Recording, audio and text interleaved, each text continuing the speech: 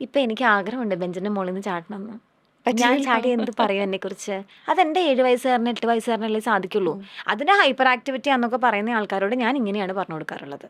ഇതൊരു ആസ്പെക്റ്റ് ആണ്. ഇനി what you said is right. അതായത് എനർജീനെ മാനേജ് ചെയ്യാന്നുള്ളത് ഉം. പഴയ കാലം പോലെ അല്ല. സ്പേസ് ഇല്ല, അതെ. ഓടിക്കിടക്കാൻ പറമ്പില്ല, അങ്ങനെയുള്ള സംഭവങ്ങളുണ്ട്. പക്ഷെ അപ്പോൾ നമുക്ക് ചെയ്യേണ്ട, ഞാൻ എപ്പോഴും പറയാന്ന് വെച്ചാൽ, വർക്ക് ഫ്രം ഹോമിൽ ഒരു കോർപ്പറേറ്റ് സെറ്റിങ്ങിൽ ജോലി ചെയ്തിരുന്ന ഒരാളാണ് ഞാൻ. ഉം. ഐ അണ്ടർസ്റ്റാൻഡ്, ഉം. ജെനുവൻലി അണ്ടർസ്റ്റാൻഡ് എന്തൊരു സ്ട്രെസ്ഫുൾ ആണ് എന്നുള്ളത്. ഈ വർക്ക് ഫ്രം ഹോം എന്ന് പറഞ്ഞ സാധനം തന്നെ ഒരിക്കലും ഉണ്ടാവരുതെന്നാണ് എനിക്ക് മനസ്സിലായത്. ഉം. എന്നറിയോ, നമ്മളൊരു ഓഫീസിൽ പോയിട്ട് വർക്ക് ചെയ്ത് അറ്റ്ലീസ്റ്റ് അത്രയും നേരം നമുക്ക് അത് മാത്രം ചെയ്താൽ മതി. ആ. ഈ മാത്രല്ല നമ്മൾ സോഷ്യലി കൂടെ അവിടെ ഒന്ന് ഇന്ററാക്ട് കാണും. ചെയ്യുന്നുണ്ട്. ആ, ഈ വർക്ക് ഫ്രം ഹോമിന്റെ പ്രശ്നം എന്നറിയോ, നമ്മൾ നമ്മളെല്ലാം ചെയ്യണം. അതായത് ആ. കിച്ചണിലെ കാര്യങ്ങൾ ചെയ്യണം. ജോലിയാണോ ചെയ്യുന്നത്, വീട്ടിലാണോ ഉള്ളത്, രണ്ടും ചെയ്യാന്നുള്ളതാണ്. മറ്റേത് അവിടെ ആവുമ്പോ അത് മാത്രം ചെയ്താൽ മതി. ഇനി ആ സമയത്ത് വിസിറ്റേഴ്സും വരും.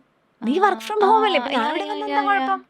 അപ്പൊ എനിക്കത് ഭയങ്കര സ്ട്രെസ്ഫുൾ ആയിട്ട് തോന്നിയിട്ടുണ്ട്. അവിടെ നമ്മൾ മാനേജ് ചെയ്യേണ്ടതെന്ന് വെച്ച് കഴിഞ്ഞാലേ, നമ്മൾ വേറെ ആൾക്കാർ നോക്കണ്ടെന്നുള്ളതാ. ഉം. അതായത് നമ്മുടെ കുട്ടിക്ക് ഓബ്വിയസ്ലി ഫിസിയോളജിക്കലി അവർക്ക് മൂവ്മെന്റ്സ് ഉണ്ടാവണം. അതിന് നമ്മുടെ സ്പേസ് തന്നെ ധാരാളമാണ്. ഉം. അതിനെന്താ ചെയ്യാന്ന് വെച്ച് കഴിഞ്ഞാല്, ഉം. കുറച്ച് കാര്യങ്ങൾ, ഓട്ടം, ചാട്ടം, ഈ ഫ്രോഗ് ജമ്പിങ്, ഈ നമ്മുടെ അക്കുകളി, ഉം. ഉം. ഇത്രയും മൂവ്മെന്റ്സ് എങ്കിലും എല്ലാ ദിവസവും ചെയ്യണം.